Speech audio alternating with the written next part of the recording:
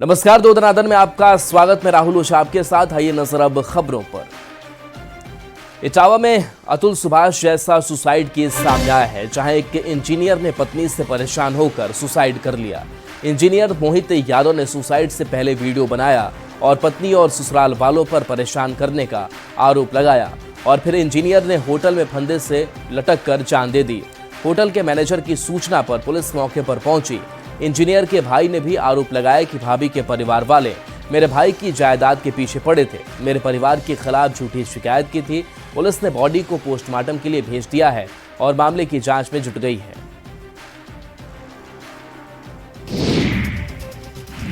जम्मू में भारी बारिश की वजह से हालात खराब हो चुके हैं। भारी बारिश की वजह से नदियों में पानी का स्तर बढ़ चुका है, जिससे बाढ़ जैसे हालात पैदा हो गए हैं। धर्मकुंड के पास से गांव में बाढ़ का पानी घुस गया, जिसकी वजह से उस गांव में 25 से 30 घर क्षतिग्रस्त हो गए। हालात को देखते हुए रेस्क्यू टीम अलर्ट मोड पर है और अब तक करीब 100 लोगों को रेस्क्यू किया जा चुका है। और बक्सर से इस बीच बड़ी खबर, जहां मल्लिकार्जुन खड़गे की जनसभा हुई। पीएम मोदी नीतीश कुमार पर खड़गे ने निशाना साधा है और कहा कि ये लोग कुर्सी के लिए एक होते हैं, ये लोग देश के लिए एक नहीं होते। नीतीश एक दिन इधर एक दिन उधर जाते हैं, किसानों वंचितों को ये बर्बाद करते हैं।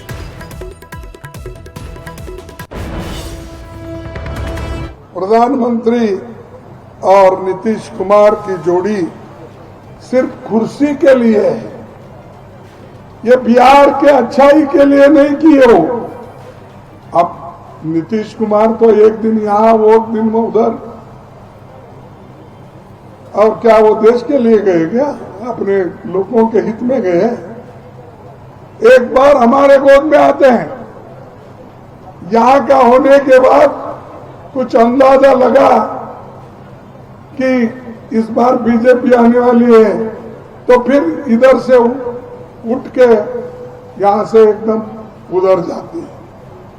तो ये देश के अच्छाई के लिए एक नहीं होते, देश को बर्बाद करने के लिए, अछूतों को बर्बाद करने के लिए, बैकवर्ड लोगों को बर्बाद करने के लिए और किसानों को बर्बाद करने के लिए बार बार टूटते हैं, फिर जुड़े जाते हैं।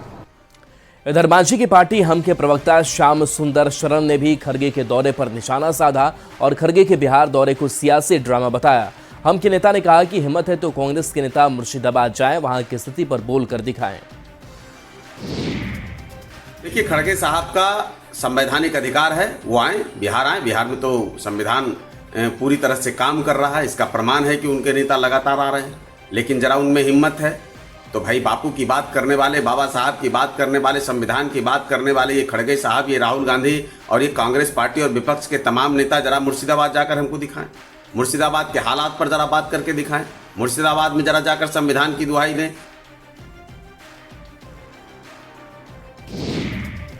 इधर जेडीयू के राष्ट्रीय प्रवक्ता राजीव रंजन ने मल्लिकार्जुन खड़गे के बिहार दौरे पर पलटवार किया है। उन्होंने कहा कि खड़गे के बिहार दौरे का कांग्रेस को कोई लाभ नहीं मिलने वाला है। बिहार में उनकी दाल कहां से गलने जा रही है? दरअसल बिहार के ओजस्वी मुख्यमंत्री नीतीश कुमार जी भारत रत्न बाबा साहब भीमराव अंबेडकर के रास्ते पर चलकर उनके स्थापित मूल्यों को आत्मसात किया है। बीजेपी सांसद निशिकांत दुबे के सुप्रीम कोर्ट और सीजेआई को लेकर दिए बयान से पार्टी ने किनारा कर लिया है। बीजेपी के राष्ट्रीय अध्यक्ष जेपी नड्डा ने सोशल मीडिया एक्स पर एक पोस्ट में कहा कि हम न्यायपालिका का सम्मान करते हैं, बीजेपी ऐसे बयानों का समर्थन नहीं करती है। जेपी नड्डा ने निशिकांत दुबे के साथ दिनेश शर्मा को भी इस तरह के बयानों से बचने की हिदायत दी है। जेपी नड्डा ने पोस्ट में लिखा, बीजेपी सांसद निशिकांत दुबे और दिनेश शर्मा का न्यायपालिका और देश के चीफ जस्टिस पर दिए गए बयान से भारतीय जनता पार्टी का कोई लेना देना नहीं है। यह इनका व्यक्तिगत बयान है, लेकिन भाजपा ऐसे बयानों से न तो कोई इत्तेफाक रखती है और न ही कभी भी ऐसे बयानों का समर्थन करती है। बीजेपी इस बयान को सिरे से खारिज करती है।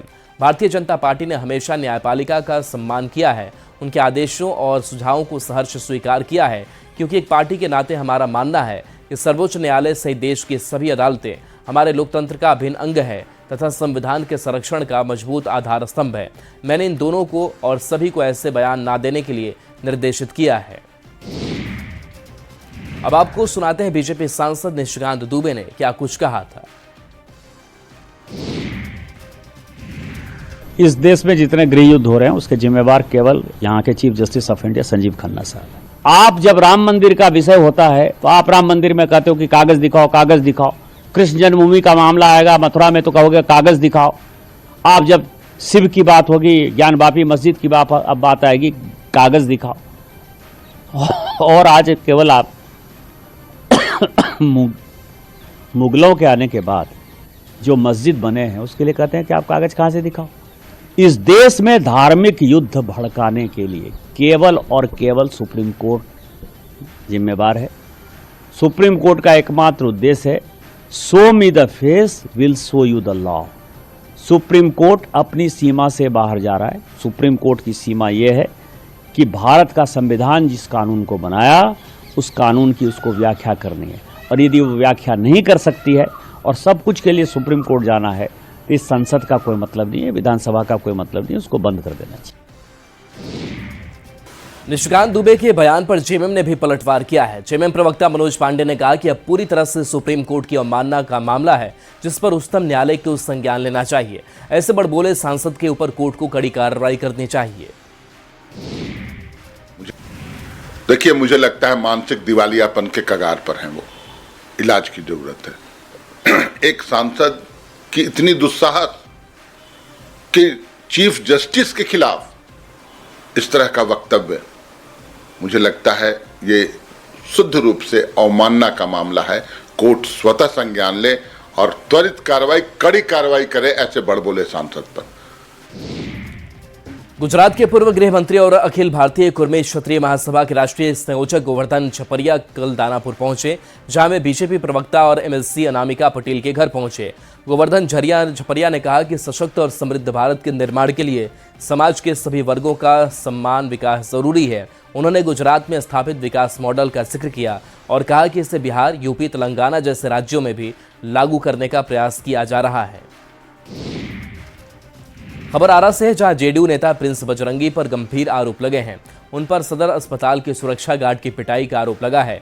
जेडीयू नेता पर पिस्टल से गार्ड पर हमले का आरोप है। बताया जा रहा है कि जेडीयू नेता प्रिंस बजरंगी पिस्टल लेकर अस्पताल पहुंचे थे। वो अस्पताल में दोस्त का इलाज कराने पहुंचे थे। घटना के बाद सुरक्षा गार्डों में आक्रोश का माहौल है। प्रिंस बजरंगी व जेडीयू के पूर्व राष्ट्रीय सचिव हैं, जो वर्तमान में ब्रह्मपुर बक्सर विधानसभा के प्रभारी हैं।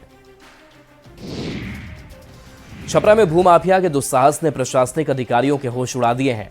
निबंधन कार्यालय तक पहुंच बनाकर भूमाफिया ने जमीन के रिकॉर्ड से ही छेड़छाड़ को अंजाम दिया है और दस्तावेजों को बदल दिया है। इतना ही नहीं, जमीन माफिया की एक और बड़ी करतूत सामने आई है, जिसमें ये लोग फर्जी तरीके से दूसरों की जमीन बेच रहे हैं। चौंकाने वाला मामला सामने आने के बाद सारण के डीएम अमन समीर ने गंभीरता दिखाई है, नगर थाने में प्राथमिकी दर्ज कराई है। पुलिस ने जब जांच शुरू की तो निबंधन कार्यालय में और भी कई बड़ी गड़बड़ी सामने आई है, जिसके बाद जांच का दायरा बढ़ा दिया गया है। बहुत सारे रजिस्टर में जो ओरिजिनल जमीन मालिक है उनके नाम का पेज फाड़ कर छद्म या मृत आदमी का नाम वाला पेज साट दिया गया है, जो कि नकली है। क्या कार्रवाई होगी इसमें? अभी पहचान किया जा रहा है कि कौन कौन लोग इसमें संलिप्त है। कौन कस्टोडियन था वो रजिस्टर 1 का, जो रजिस्ट्रार ऑफिस में होता है, उसके आधार पे अंचल कार्यालय में कितने लोगों ने रजिस्टर 2 में अपना नाम का म्यूटेशन कराया है। सभी का पहचान किया जा रहा है, कौन माफिया इसमें शामिल है, कौन गलत आदमी इसमें शामिल है। सभी की गिरफ्तारी सुनिश्चित की जाएगी। अगली खबर कटिहार से है, जहां भूसे से ढेर में सोना चांदी मिलने से हड़कंप मच गया है। भूसे से करीब 2.5 किलो चांदी बरामद की गई है। चांदी के साथ 4 लोग गिरफ्तार किए गए हैं। आपको बता दें कि पिछले दिनों चोरी की वारदात हुई थी। इस मामले में चोरी के गहने खरीदने वाला भी गिरफ्तार कर लिया गया है। उसके पास से 65,000 रुपए भी बरामद किया गया। टोटो चालक जो है इन लोगों को कैरी करने का काम करता था, वो भी गिरफ्तार हुए हैं। और उनका काम था, जैसे टोटो का किराया जो है अधिक किराया लेता था इन लोगों से, और साथ ही जो घटना में जो भी चोरी में राशि प्राप्त होती है उसमें भी इनका एक शेयर लेता था। बेतिया में पुलिस लाइन में सिपाही के द्वारा अंधाधुंध फायरिंग में दूसरे सिपाही की मौत मामले की जांच तेज हो गई है। आरोपी सिपाही सरजीत को गिरफ्तार कर लिया गया है। पुलिस ने हत्या में इस्तेमाल हथियार को भी बरामद कर लिया है। घटना के बाद पुलिस लाइन में भी सन्नाटा पसरा है। आपको बता दें कि दो सिपाही सरजीत और सोनू कुमार के बीच किसी बात को लेकर विवाद हो गया था। इसी दौरान सरजीत ने अंधाधुंध फायरिंग शुरू कर दी और सिपाही सोनू को 11 गोली मार दी थी, जिससे सोनू की वहीं पर मौत हो गई थी।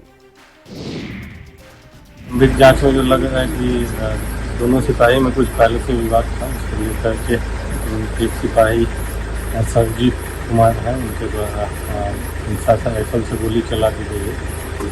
टारगेट करके एक सिपाही को उस पर गोली चलाई गई है, जिसमें उनकी डेथ हो गई है। पटना में पहली बार भारतीय वायुसेना का सूर्य किरण शो होने वाला है। इसकी तैयारी अंतिम चरण में की जा रही है। पटना के सभ्यता द्वार के ठीक सामने जेपी गंगा पथ के गंगा किनारे पर यह शो होगा। सूर्य किरण टीम कल पटना पहुंचेगी। 22 अप्रैल को रिहर्सल होगा और 23 अप्रैल को एयर शो होगा। पटना के जेपी गंगा पथ पर 22 और 23 अप्रैल को होने वाले सूर्य किरण शो को लेकर यातायात व्यवस्था बदली हुई नजर आएगी। सुबह 6 बजे से 12 बजे तक जेपी गंगा पथ पर यातायात व्यवस्था बदली रहेगी। इस दौरान चिल्ड्रन पार्क से आयुक्त कार्यालय के सामने से जेपी गंगा पथ पर सामान्य वाहनों का परिचालन प्रतिबंध रहेगा। क्रिकेट को एक और नया सितारा मिल गया है। समस्तीपुर के सबसे युवा खिलाड़ी वैभव सूर्यवंशी ने आईपीएल से क्रिकेट में अपने करियर का आगाज कर दिया है। महज 14 साल 22 दिन के नन्हे से उम्र में वैभव सूर्यवंशी ने अपनी तूफानी पारी से सभी का दिल जीत लिया। शनिवार को राजस्थान के सवाई मानसिंह स्टेडियम में लखनऊ सुपर जायंट्स के खिलाफ तूफानी बल्लेबाजी की शुरुआत की और पहले ही गेंद पर छक्का जड़ा। अब समस्तीपुर में वैभव के कोच उसके प्रदर्शन से काफी खुश हैं और उज्जवल भविष्य की कामना की है। खबर पटना के फुलवारी शरीफ से है, जहां देश विरोधी गतिविधियों को लेकर एक बार फिर फुलवारी शरीफ अचानक चर्चा में आ गया है। यूपी एटीएस की टीम ने शनिवार को ग्यास नगर मोहल्ले में छापेमारी की और एक नाबालिग से करीब 6 घंटे तक पूछताछ की। हालांकि पूछताछ के बाद उसे छोड़ दिया गया, लेकिन 6 मई को उसे लखनऊ तलब किया गया है। नाबालिग पर देश विरोधी गतिविधियों में शामिल होने का आरोप है। वो भारत में प्रतिबंधित एक व्हाट्सएप ग्रुप ग्रीन ब्रिगेड से जुड़ा है। नाबालिग के मोबाइल से फिलिस्तीन से जुड़ा एक वीडियो मिला है और प्रतिबंधित संगठन को संदिग्ध QR कोड से 7,500 रुपए भेजने के सबूत मिले हैं। हालांकि नाबालिग के मोबाइल से कोई और आपत्तिजनक वीडियो या भड़काऊ संदेश नहीं मिला है।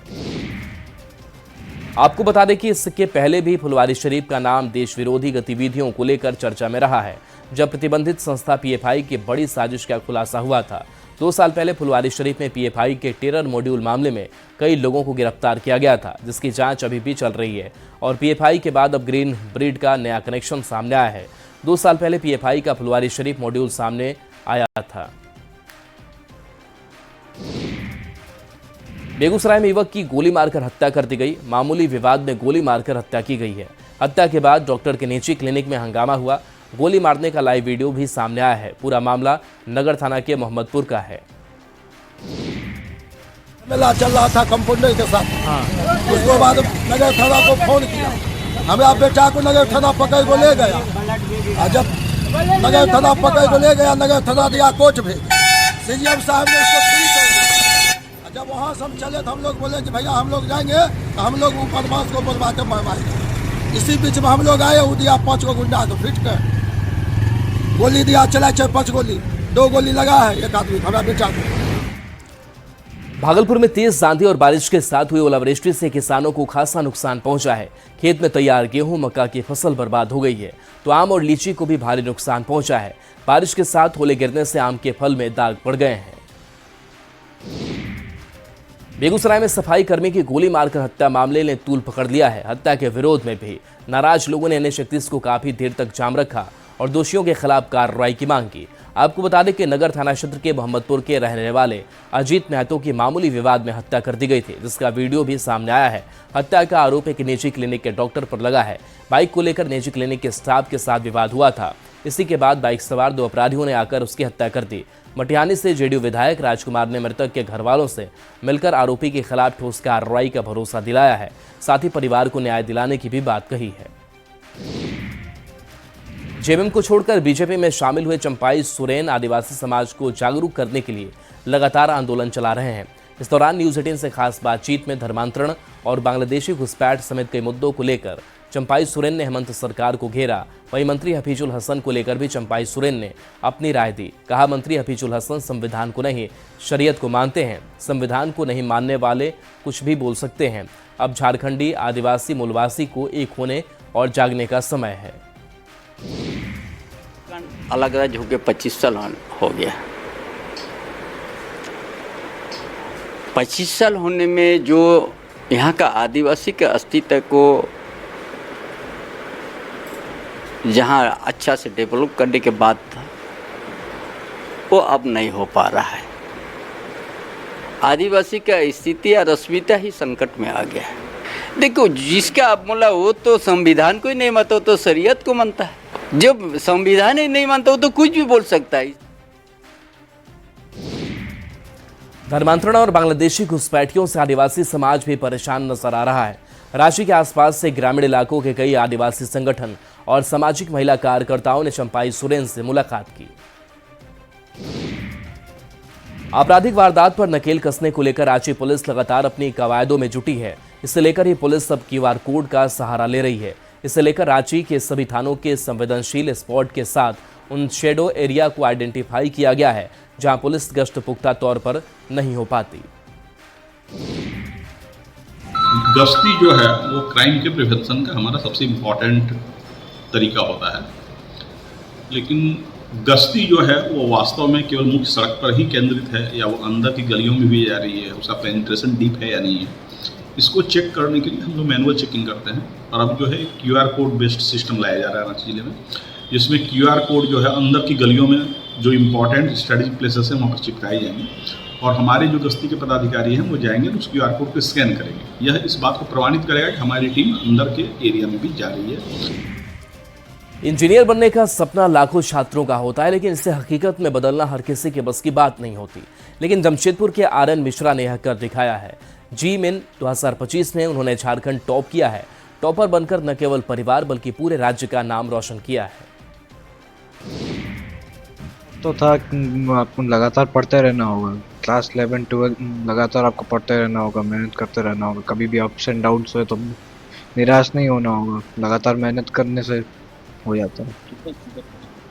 10 से 11 घंटे अगर स्कूल और कोचिंग नहीं रहता था तो सेल्फ स्टडी के टाइम पे, और जब रहता था तब 3-4 घंटे और पढ़ लेता था, जब स्कूल और कोचिंग एक साथ रहता था। तो रात में कभी जगता नहीं है। मदद क्या कीजिए? अपने बच्चे पे भरोसा कीजिए और उनको सपोर्ट कीजिए। ऐसा नहीं कि कोई प्रेशर डालिए, पर आप उन पे भरोसा कीजिए और उसको सपोर्ट कीजिए। इससे ही आपका बच्चा जिस भी फील्ड में जाना चाहता है वो उसके इंटरेस्ट के ऊपर उसको छोड़ दीजिए, तब वो बहुत बेहतर कर पाएगा, चाहे वो जिस भी फील्ड में। तो ना कोचिंग ना ट्यूशन, सिर्फ हौसला, मेहनत और आत्मविश्वास के दम पर बोकारो के एक ड्राइवर के बेटे ने वो कर दिखाया जो कई महंगी कोचिंग करने वाले भी नहीं कर पाते। हम बात कर रहे हैं ऋषभ रंजन के, जिन्होंने GMIN में 2025 के सेशन 2 में 99.9% लाकर जिले का टॉपर बनने का गौरव हासिल किया है। हजारीबाग के शेख भिखारी मेडिकल कॉलेज अस्पताल, जो पहले सदर हॉस्पिटल के नाम से जाना जाता था, इन दिनों स्वास्थ्य सेवाओं में कमी और लापरवाही का सामना कर रहा है।